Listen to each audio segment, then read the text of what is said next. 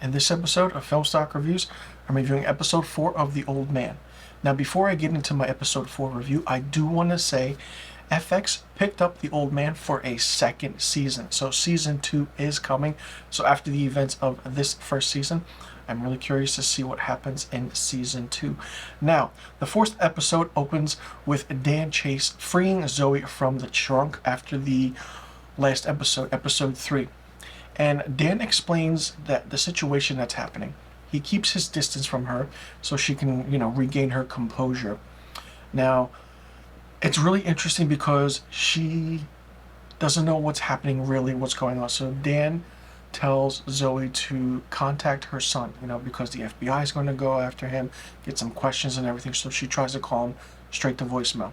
Tries to call him again, straight to voicemail. So they have to get on the road and get on the run, evidently, and it's been 72 hours since they were spotted. So then the next scene, we see Detective Angela Adams, and Harold Harper, speaking, and Harper's like, something's off with you, what is it? I mentioned Belore, and, you just didn't understand. She's like, oh, what's going on, this and that, and basically they have to get to bed early because they have a meeting the next day with Hamzad's attorney, and things really start picking up from here. Harper, Adams, Waters meet up with the lawyer of Hamzad and basically explains that Harper believes Hamzad wants a confidential piece of information that evidently has eluded him for the past 3 decades, 30 years. And it's interesting because who's playing cat and mouse game here, really? It just goes to show that, Harold Harper kind of has the upper hand, but then Hamzad also has the upper hand. Now, meanwhile, Dan Chase talks with his daughter. We find out who is now Angela, and basically says that, I'm okay, what's going on? And Angela tells her father what's happening and everything. The next scene, basically Dan gets some clothes for Zoe and said, here, you're going to be now my wife. And it's really interesting how things are happening now with this episode. Now, you might be wondering, how is Dan getting all this money? Well, Dan and Zoe now go under the false identities of Mr. and Mrs. Dixon. And under the fake identity, Dan is invested in a corporate company where he gets his major source of income from. Now, Dan plans a meeting with the company's CEO in hopes of executing his plan to take down Hamzad. But the CEO's like, well, let's take it easy. Let's back up. I'll have everybody look into it. And Dan's like, no, I want it done now, ASAP. While that's happening, we get a flashback where it reveals that a troop of Hamzad, led by Belore, was brutally defeated in the valley. She comes back and tells him what happens. And Dan suspects that Hamzad's enemy is aided by a Russian special forces and suggests a counter movement. Now we go back to the hitman, Julian Carson. Julian Carson basically calls Harold Harper and asks, did you know that Dan Chase was leaving? He was packed. And how the police were back there. So now Carson is telling Harper certain things, and then Harper is like, okay, what's going on? Carson's like, maybe you have a mole. He's like, no, it can't be. So it's really interesting to see the character of Julian Carson because he is more so, how do I say it? He's a nurse by day, and then he's a hitman by night. So he's a day job, and you can tell that he's likes his job, what he does. But then, he's trying to figure out what's happening and was he actually put in a very, very bad predicament. Now, Harper, Agent Waters, and Angela arrived to meet with Hamzad's lawyer once again after the lawyer spoke with Hamzad. And basically, Nina Kruger reveals a memorandum that kind of contains details of Harper's unethical actions in Afghanistan. And if Harper refuses to get on the plane to meet Hamzad and to comply with his wishes, the memorandum will be linked to several government agencies to show who Harold Harper actually really is. After Dan has this little tit for tat with his daughter on the phone saying, you shouldn't get on this plane, you do want to, and then the daughter's like, no, I'm going with Harper to find out what's happening. So Dan comes back to the apartment where we see Zoe kind of fix dinner. Now, the interesting thing is, and the annoying part about her character is so fucked up, that Zoe reveals that she has obtained divorce papers of Mr. and Mrs. Dixon and plans on sharing it with Dan's company.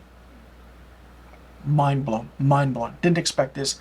She had a card up her hand and she dealt it, and she is playing with this ace. The revelation of Mrs. Dixon's divorce will lead to an investigation of the assets, where it would strip Dan of his company of support for him. Therefore, Dan is forced to take a back seat, and Zoe then explains that she wishes to become an active part of the situation that she and Dan find themselves in. I hated this scene because he's doing this to protect her, but she doesn't realize that. And she says she's not in it for the money. Yeah, okay, that's total bullshit. So Zoe asks Dan to transfer half of her assets to her name. Yeah, can you believe that shit? Then Dan is apprehensive of doing it, and this so would directly impact Zoe in aiding and abetting Dan. Moreover, it would also make Zoe a target of Dan's marriages. However, Zoe is adamant about getting involved in Dan's business because she doesn't want to have to deal with all that shit. She then threatens to leak the divorce papers because it's set to go to these companies in 2 hours' time, scheduled by email, or however she plans to do everything. So, I mean, that's how episode 4 ends. You know, Dan is now putting it back against the wall because Zoe figured out her shit, evidently. She said after her divorce, her first divorce, she had to take matters in her own hands, and she's doing it. Well, you could tell Dan Chase is pretty fucking upset, and I wouldn't blame him. He just wants to help this woman out, and that's it. I mean, basically, he said in the car when he went to the Goodwill store, he's like, after all this, I'll give you $500,000. Now she wants all half of his stuff. She doesn't know the predicament she's in. I feel like Dan should have killed her when he had the chance, but he is too kind-hearted to do that.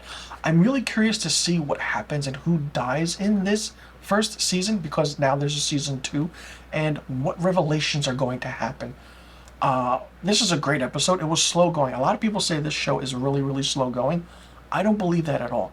It's a build up to the end, to the tension, as we saw in this episode. We didn't understand. Zoe barely talked in this, you know. Amy Brenneman is a phenomenal actress, but I feel like she lacks the character that she's trying to play. Jeff Bridges is great as always, and there was not much action in this episode. It was more so story-based. We got the flashbacks of when Dan was, you know, younger and trying to help Hamzat.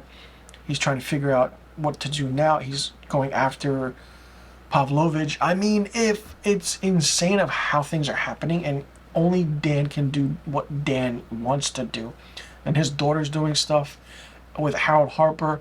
I mean, it's absolutely insane. I mean, is it hard to follow? No, it's a very easy show to follow. Like I said, a lot of people find it boring. Don't, because the payoff in the end is always interesting and leaves you wanting more, especially now that this first season looks like it's going to be a crazy, crazy ending, even going into season 2. Absolutely mind-blowing and amazing. And I'm curious now to see what Dan does with Zoe, because he's put up against the wall now, and I don't know what he's going to do. And basically, it's going to impact everything. And I feel like Dan is losing his edge right now, and we're only going to see it in the next few episodes. Let me know in the comment section below what you thought about episode 4 of The Old Man. Did you like it? Did you not like it? What did you think of it? Do you like how the story is playing out? And do you like what Zoe did to Dan? Or do you think that she was such a bitch about it and it was so fucked up? Like, let me know in the comment section below about the question I just asked. And what do you think is going to happen in over the next few episodes? And what do you think Dan is going to do about everything that's happening around him? Let me know in the comment section below about the questions I just asked, and I'll see you all in the next review video. And be sure you tune in next week for my episode 5 review of The Old Man.